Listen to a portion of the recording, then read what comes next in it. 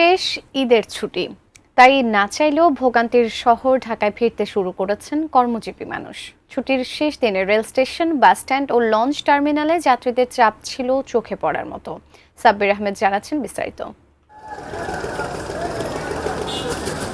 প্রিয় মানুষগুলোর সঙ্গে কেটেছে আনন্দ ঘন কিছু সময়, যা যান্ত্রিক জীবনে কর্মজীবী এই মানুষগুলোর জন্য অনেকটা অক্সিজেনের মতো। প্রিয় মানুষদের সঙ্গে কাটানো আনন্দ অনুভূতিকে সঙ্গে করেই জীবিকার তাগিদে আবারও যানজট, দূষণ ও নানা সমস্যায় জর্জরিত রাজধানীতে ফিরে আসছেন মানুষ। আমাদের ওইদিকে পরিবেশ অনেক শান্তশিষ্ট, এখানে আসার কোনো দরকারই পড়তো না, তাগিদ না থাকতে। খুবই আরামদায়ক, স্বস্তিজনকভাবে আসতে পারছি। অন্যান্য বাইরের থেকে এবার অনেক বেটার হয়েছে। আমরা যাতায়াত করে আনন্দ পাইছি, উপভোগ করছি। আগের মতো ভিড় ছিল না। ভিশনের ফুলঝুরি মেগা অফারে ফ্রিজ কিনলেই পাচ্ছেন 16 পিসের আকর্ষণীয় গিফট বক্স একদম ফ্রি। শেষ ছুটির দিন, তাই গত কয়েকদিনের তুলনায় কমলাপুর রেল স্টেশনে যাত্রীর চাপ বেড়েছে। সড়ক পথেও একই চিত্র। তারা বলছিলেন, আগের মতো ফিরতি পথে নেই যানজট, নেই অস্বস্তি। আসার সময় অনেক অল্প সময় আসছে আর যাওয়ার সময় যেমন স্বস্তিদায়ক হয়েছে, আসার সময় ঠিকই তেমনই স্বস্তিদায়ক ছিল। এমনটা যেন প্রতি ঈদই হয় আর কি।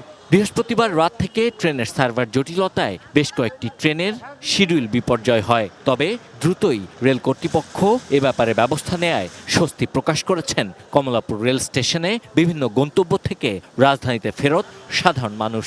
ব্যবস্থাপনা ছিল এটা আরো উন্নত, তো আমরা চাই, কিন্তু আগের চেয়ে অনেক ভালো। যাত্রাপথে আলহামদুলিল্লাহ আমরা সবাই খুবই সন্তুষ্ট। আমরা মনে করি যে হ্যাঁ, আমরা খুব সুষ্ঠুভাবে এটা উদযাপন করে আবার ফিরে আসতে পারছি। লেট হয়নি কোনো কিছু। আগে যেরকম ট্রেন ছাড়লো আধা ঘন্টা 1 ঘন্টা লেট করতে, লেট হয়নি। প্রিয়জনের সঙ্গে কাটানো সময়ের স্মৃতিকে পুঁজি করে জীবন ও জীবিকার তাগিদে কর্মজীবী এই মানুষগুলোর অবিরাম ছুটে চলা। তাই ঈদের ছুটি শেষে কর্মজীবী মানুষের একটা বড় অংশ রাজধানী ঢাকায় ফিরলেও অনেকেই আবার ছুটে চলেছেন শেকড়ের সন্ধানে। সবার যাত্রা হোক নিরাপদ। Sabbir Ahmed, ATN news, Dhaka.